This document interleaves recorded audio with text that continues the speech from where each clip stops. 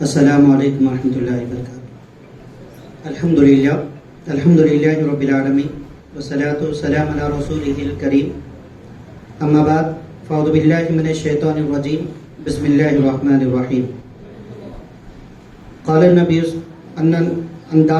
تمیم دارمی ان النبی صلی اللہ علیہ وسلم قال الدین النصیحہ، قلنا لمن؟ قال للہ ولکتابہ ولرسولہ ولأئمة المسلمین وعامتہم، رواہ مسلم۔ تمام قسم کی تعریف و توصیف اللہ رب العالمین کے لیے ہے۔ درود و سلام کا نزول ہو تمام انبیاء علیہ الصلاۃ والسلام پر، بالخصوص ہمارے اور آپ کے آخری نبی محمد رسول اللہ صلی اللہ علیہ وسلم پر انگن بے شمار درود و سلام کا نزول ہو۔ محترم ناظم علاقہ، امیر مقامی اور ہمارے مہمان محترم عبداللہ جاوی صاحب اور رفقائے جماعت، جیسے آپ تمام کو معلوم ہے کہ مجھے الدین النصیحہ کے حدیث کے روشنی میں تذکیر پیش کرنی ہے، اور یہ حدیث کی کتابوں میں تھوڑا بہت الفاظ کی تبدیل کے ساتھ بہت سے مقامات پر یہ حدیث آئی ہوئی ہے۔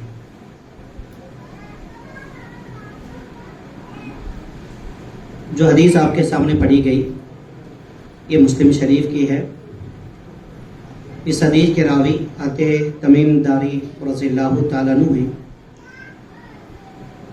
تو کہتے ہیں کہ اللہ کے نبی صلی اللہ علیہ وسلم نے فرمایا، دین خیرخواہی کا نام ہے۔ صحابہ کرام نے اللہ کے نبی صلی اللہ علیہ وسلم سے سوال کیا، پوچھا، اے اللہ کے رسول کس کے لیے؟ تو رسول اللہ صلی اللہ علیہ وسلم نے فرمایا، اللہ کے لیے، اس کی کتاب کے لیے اور اس کے رسول کے لیے اور مسلمانوں کے ائمہ کے لیے، یعنی کہ قائد و رہنما کے لیے اور تمام عام مسلمانوں کے لیے۔ حضرین اکرام، یہ حدیث بہت اہم اور بہت جامع حدیث ہے، اور مختصر جملے میں بڑی اہم بات اللہ کے نبی صلی اللہ علیہ وسلم نے فرمائی ہے۔ الحمدللہ ہم تمام احباب مسلمان ہیں، اس لیے کہ ہم دین اسلام کو تسلیم کرتے ہیں، مانتے ہیں۔ تو اللہ کے نبی صلی اللہ علیہ وسلم نے اس حدیث کے اندر یہ بات ارشاد فرمائی ہے، جس دین کو تم مانتے ہو اصل خیرخواہی کا نام ہے۔ مکمل دین جو دین اسلام ہے، حقیقت میں وہ پورا مکمل دین خیرخواہی پر مشتمل ہے۔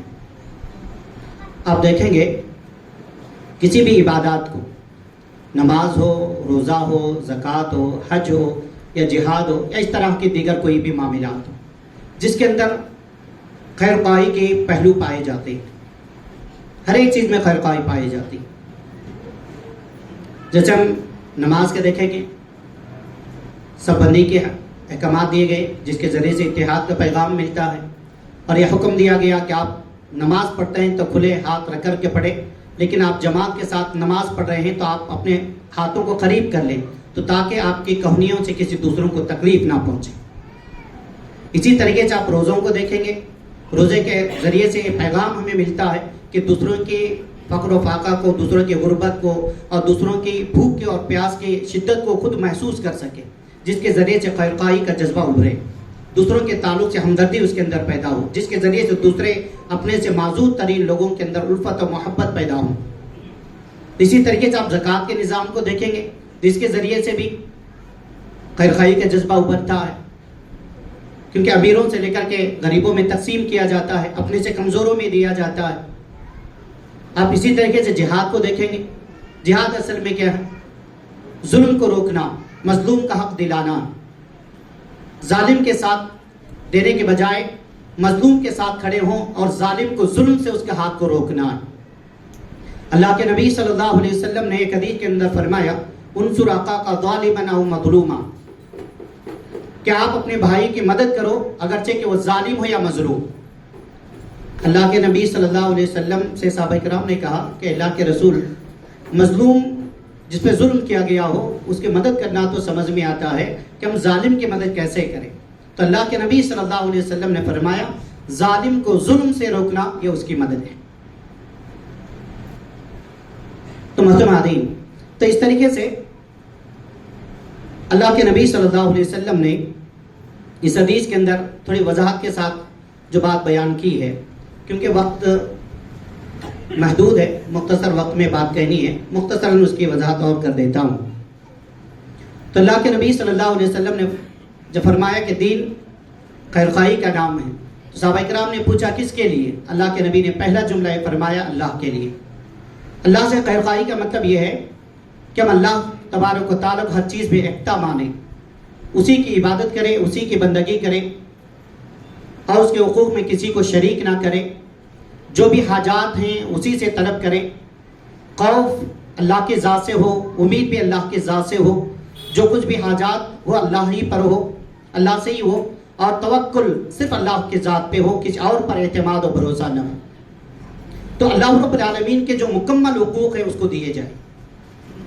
اس کی مثال اللہ کے نبی صلی اللہ علیہ وسلم نے احادیث کے اندر بیان فرمائی ہے۔ جیسے ایک حاکم ہے، ایک محکوم ہے، یعنی کہ ایک مالک ہے، دوسرا اس کا نوکر ہے۔ اس کے نوکر جو اس کا آقا ہے اس کی ساری ذمہ داریوں کو ادا کرتا ہے، اس کے بنیادی جو بھی حقوق ہیں وہ دیتا ہے، اس کی ساری ضرورتوں کو پورا کرتا ہے، اور دوسرا اس کا جو نوکر ہے اس کے وفادار ہے، امانت دار ہے۔ یہ دوسرا ایک مالک ہے جو اس کے حقوق کو ادا کرتا ہے، لیکن اس کا ایک نوکر ہے جو اس کے حقوق ادا نہیں کرتا یا اس کے حقوق میں پامالی کرتا ہے۔ تو یہ دونوں برابر نہیں ہو سکتے، یہ دونوں برابر نہیں ہو سکتے۔ یہ اپنے آقا کے پورے حقوق کو تو حاصل کرتا ہے لیکن اپنے حقوق کو ادا نہیں کرتا، اپنی طور پر حقوق کو ادا نہیں کرتا۔ تو اس کی مثال اللہ کے نبی صلی اللہ علیہ وسلم نے یہ بیان فرمائی کہ ہم اللہ کے بندے ہیں، ہم اللہ کے بندے بن کر کے رہیں، ہم اس کے حقوق کو ادا کریں۔ اللہ تبارک و تعالیٰ سے ہم ساری چیزیں تو پا رہے ہیں، ساری چیزیں حاصل تو کر رہے ہیں، لیکن اللہ رب العالمین کے حقوق میں کوتاہی کر کے یا اس کے حقوق میں کسی کو شریک کر کے ہم خیانت کار بن رہے ہیں، اور جو مکمل دین ہے، جس دین کو ہم مانتے ہیں، اور اس سے یہ ثابت کر رہے ہیں کہ ہم مکمل دین کے پابند نہیں ہیں۔ تو بہرحال اسی طریقے سے کہا کہ اللہ کی کتاب کے ساتھ خیرخواہی، یعنی کہ اللہ رب العالمین کے کلام جو قرآن مجید ہے، جو تمام انسانوں کی ہدایت اور رہنمائی کے لیے اللہ تبارک و تعالیٰ نے اس کتاب کو نازل کیا ہے، تو ہم اس کتاب کو پڑھیں، اس کو سمجھیں اور اس پر عمل کرنے کی کوشش کریں، اور اس کتاب کی تعلیمات اور ہدایات کو دوسروں تک عام کرنے کی کوشش کریں۔ اور پھر اللہ کے رسول صلی اللہ علیہ وسلم کے ساتھ خیرخواہی یہ کہ اللہ کے نبی صلی اللہ علیہ وسلم اللہ کے بندے ہیں اور اس کے رسول ہیں، اور اللہ تبارک و تعالیٰ نے ہماری ہدایت اور رہنمائی کے لیے اللہ رب العالمین نے نبیوں کو مبعوث فرمایا، اور حضرت محمد الرسول اللہ صلی اللہ علیہ وسلم کو خاتم الانبیاء اور آخری نبی بنا کر کے اللہ رب العالمین نے مبعوث فرمایا ہے۔ اور اللہ کے نبی صلی اللہ علیہ وسلم کے ہر ایک عمل میں، ہر ایک چیز میں رسول اللہ صلی اللہ علیہ وسلم کی اطاعت اور فرمانبرداری اور اللہ کے نبی صلی اللہ علیہ وسلم کی اتباع اپنے اوپر لازم کر لیں۔ اور اسی طریقے سے کہا گیا کہ ہمارے رہنما اور قائدوں کے ساتھ، یعنی کہ ہم جس جماعت سے جڑے ہیں، جماعت کے ذمہ داروں کے ساتھ ہماری خیرخواہی کا معاملہ ہو۔ ان سے خیرخواہی کا معاملہ کیا ہے؟ ہم ان کی اطاعت کریں، جب وہ بھلائی کے، اچھائی کی دعوت دیتے ہیں یا اچھے کام میں ساتھ دینے کے کام کرتے ہیں تو ہم ان کے ساتھ کھڑے ہوں اور ان کے ہر کام میں ہاتھ بٹھائیں۔ اگر ان سے کوئی خامی ہو، کوئی چوک ہو، تو ہم ان کو ہمدردانہ طور پر ان کی اصلاح کرنے کی کوشش کریں یا ان کو سیدھے راہ پر لے کر چلنے کی کوشش کریں۔ کسی بھی مرحلے میں ان کی خامیاں دوسروں کے سامنے بیان کر کے اپنے رہنماؤں کو، اپنے قائدوں کو، اپنے امیروں کو، اپنے علماء کو، اپنے ذمہ داروں کو، اپنے سرپرستوں کو کسی بھی طریقے سے ان کو ذلیل اور رسوا کرنے کی کوشش نہ کریں اور ان سے کٹ کر الگ ہونے کی کوشش نہ کریں۔ اور آخری بات اس حدیث میں اللہ کے نبی صلی اللہ علیہ وسلم نے فرمایا کہ تمام انسانوں کے ساتھ، عام مسلمانوں کے ساتھ ہماری خیر خواہی کا معاملہ ہو، یعنی کہ ہمیں انسان ہیں، ایک انسانیت کے ناطے ہر ایک کے ساتھ ہمارے خیر خواہانہ تعلقات ہو، ہمدردی کا معاملہ ہو، ایک دوسرے سے مدد کا جذبہ ہو، اور ایک دوسرے کے ساتھ پیار، محبت اور الفت کے ساتھ ہم زندگی گزاریں۔ وہ تمام رویوں سے، وہ تمام خامیوں سے اپنے آپ کو پاک و صاف رکھیں جس سے ہمارے اندر عداوت پیدا ہوتی ہو، جس کے ذریعے سے ہمارے اندر دشمنی پیدا ہوتی ہو، یا جس کے ذریعے سے آپس میں دراڑیں پیدا ہوتی ہو، جس کے ذریعے سے تعلقات خراب ہوتے ہوں، تو ایسے سارے اعمال سے بچے۔ جیسے سورہ حجرات کی جو آیات میں وہ خامیاں بیان کی گئی، جو غیبت کرنی ہے، ایک دوسرے کا مذاق کرنا ہے، برے القاب سے پکارنا ہے، یا اس طریقے کی جو برائیاں بیان کی گئی ہیں، تو ان ساری برائیوں سے اجتناب کریں، پرہیز کریں۔ جو خوبیاں ہیں ان خوبیوں کو اپنے اندر پروان چڑھائیں۔ جیسے اللہ کے نبی صلی اللہ علیہ وسلم نے کئی احادیث کے اندر اس بات کا ذکر فرمایا کہ اگر آپ دوسروں کی مدد کریں گے، اللہ تبارک و تعالیٰ جب تک آپ دوسروں کی مدد میں لگے رہیں گے تو اللہ تبارک و تعالیٰ اس وقت تک آپ کی بھی مدد کرتا رہے گا۔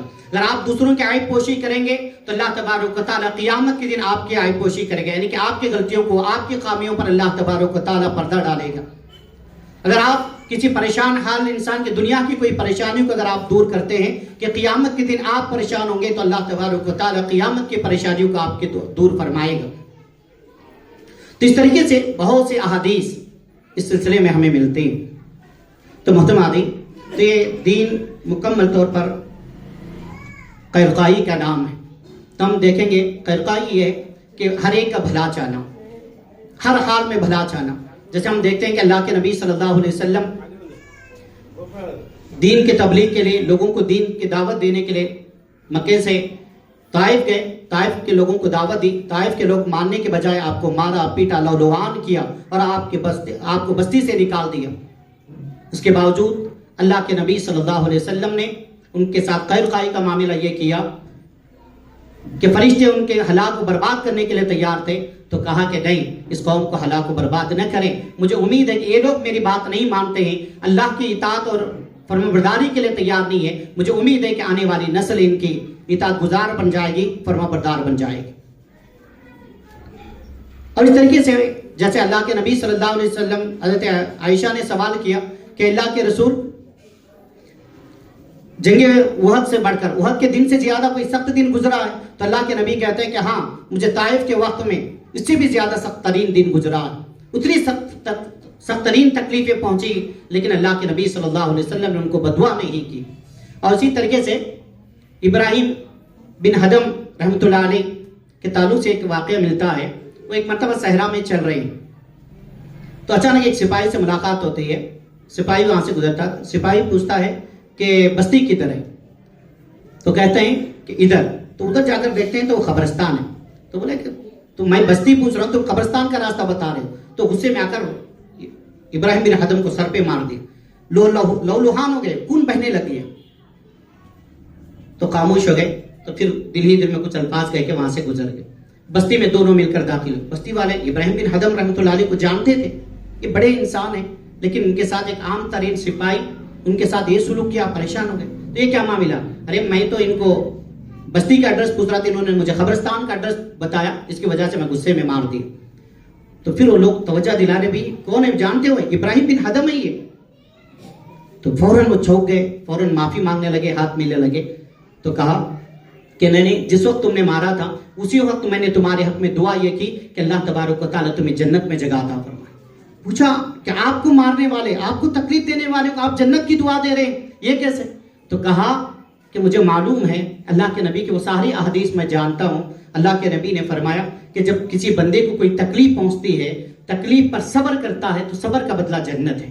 مجھے تکلیف پہنچی، میں نے صبر کیا، تو مطلب یہ ہے کہ مجھے جنت کی بشارت دی جا رہی ہے کہ میرا ساتھی جس کی وجہ سے میں جنت کا مستحق بن رہا ہوں تو وہ بھی جہنم میں نہ جائے، اللہ کا عذاب کا مستحق نہ ہو، میرے ساتھ وہ بھی جنت کا مستحق بن جائے، اسی لیے میں نے اس کے لیے بھی جنت کی دعا کی۔ تو یہ خیر خواہی کے جذبات ہم اپنے اندر بھی پیدا کریں۔ اور اس طریقے سے بہت سے واقعات ملتے ہیں۔ جو وقت میرے لیے دیا گیا تھا 15 منٹ کا، وہ وقت مکمل ہو چکا ہے۔ اللہ سے دعا ہے کہ اللہ تعالی ہم تمام کو ایک دوسرے کے ساتھ خیر خواہی کا معاملہ کرنے کے اللہ ہم تمام کو توفیق عطا فرمائے۔ آمین یا رب العالمین۔